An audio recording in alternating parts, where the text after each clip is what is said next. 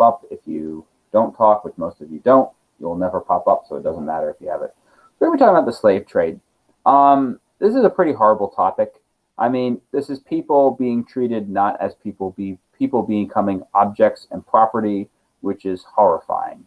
I mean, just the idea that they called people black ivory is just an example of the horridness of this. So before we get into that, we're going to talk a little bit about the history of slavery so we can contrast it to what we wind up seeing with this slave trade. So you don't have to write anything here. So we don't think any slavery existed during the Stone Age, during our Paleolithic and Neolithic periods.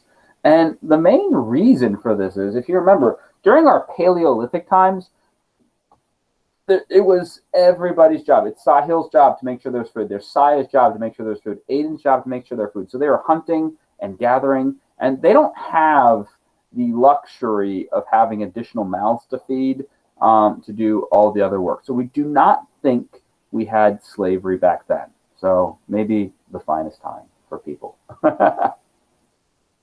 Then we think about ancient civilizations, and it doesn't matter. We could look in Europe, we could look in Asia, we can look in the Middle East, we can look in the Americas, everywhere in the world.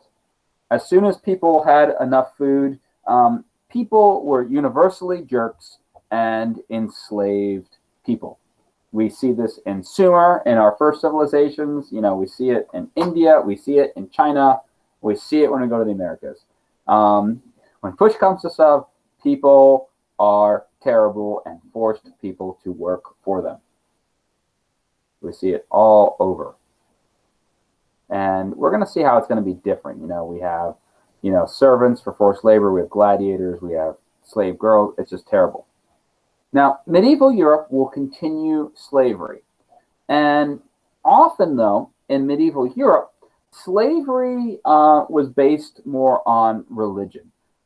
Christians believed they couldn't enslave other Christians, so if you were Jewish or Muslim, you were open to be slaves. And we're going to see the same thing in the Middle East, actually, where in the Middle East, it was illegal to go and enslave a Muslim, so if you're Christian or Jewish, you could become enslaved. And we don't have any religious motivations that I'm aware of where Jewish people took slaves based on religion. Although in the Old Testament, you'll see that, there were times where the Israelites took their neighbors, as slaves and servants. So we see religion becomes one of the primary means. And that's one of the reasons why we had so much conversion to Islam in West Africa in the beginning, because people found out, well, you can't be enslaved if you're Muslim by Muslims, so they converted to Islam. Then we get to the transatlantic slave trade. And we talked about this when the Portuguese, they start going to Benin, and Benin said, hey, we can give you these people because, like we said, slavery was everywhere. It was in Africa before, and it was, when you lost a war, some of your people were made slaves. And when the Portuguese started being given slaves from Benin, they said, wow, this is great.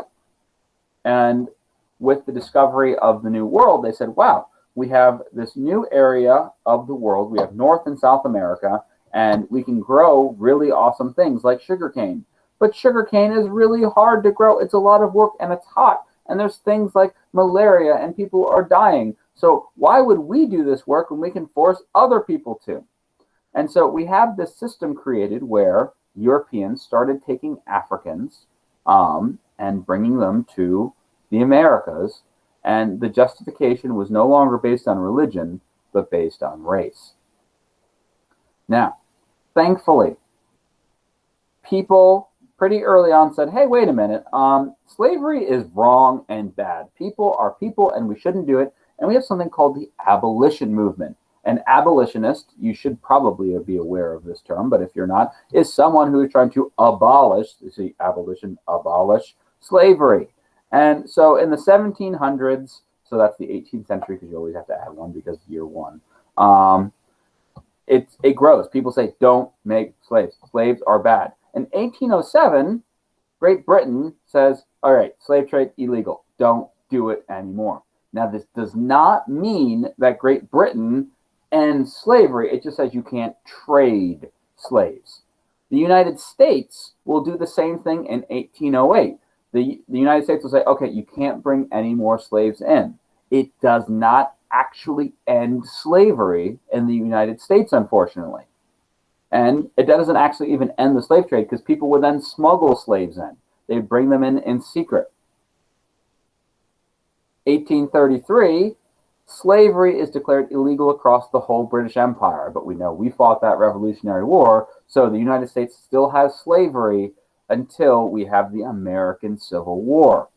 You know, we have the Emancipation Proclamation, which freed the slaves in the rebelling states, which, since Abraham Lincoln's authority was not recognized, that actually it was more symbolic than anything. It didn't stop slavery in the U.S. Maryland and Delaware still had slaves until the conclusion of the American Civil War. So it's not until 1865 that the United States finally ends slavery. So we see that this is going to be an affair that happens for hundreds of years, but slavery as a whole has happened for thousands of years. So now we're going to look more closely at what the West African slave trade, or the transatlantic slave trade, really was. And like I said, this first slide, you didn't have to write. This just gives us an overview. So when we're talking about the West African slave trade, the transatlantic trade, we're looking at this portion of West Africa. So modern day Ghana, modern day Côte d'Ivoire. My French is very poor today, especially with my migraine. I'm sorry. But West Africa here, we're going to see where this is going to be. And typically, it first started going through our trans-Saharan trade. So we've got Taghaza around here. We've got Ghana, Mali, Benin over here, these kind of things. And they're going to the Arabian Peninsula. Like we said, in fact, you don't have to write anything here. But for a long time, slaves have been transported to the Middle East. And once again, it was the idea, well, these people aren't Muslims, so we could take them as slaves. Now, this will change, and many will convert to Islam, which will put a damper on the slave trade. And this is going to be something that actually Europeans are going to wind up seeing. And later on in history, in the 16th century to the 1500s, this is going to change from being Arab-dominated to being European-dominated. And what's going to happen is, like I said, you don't have to really write anything here. Europeans are going to build forts all along the west coast. And what's going to happen is they're going to make trade deals with different African kingdoms, Benin the First, to go and have slaves move to those forts where Europeans would trade for them. Where do you find the notes, my dear? The notes should be right on our Schoology page, right on that first page for our week 210. If it's not there, I will make sure to get it there pretty much right after class, but I'm pretty sure that it is going to be there. And if you can't find it, I can assist you with it a little bit afterwards, darling. Now, so we have Europeans building these forts there, and Africans would be taken to them. And here we would have them being sold to Europeans.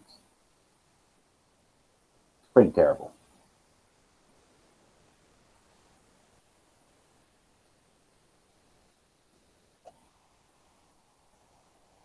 Now, this is where I would probably start writing down.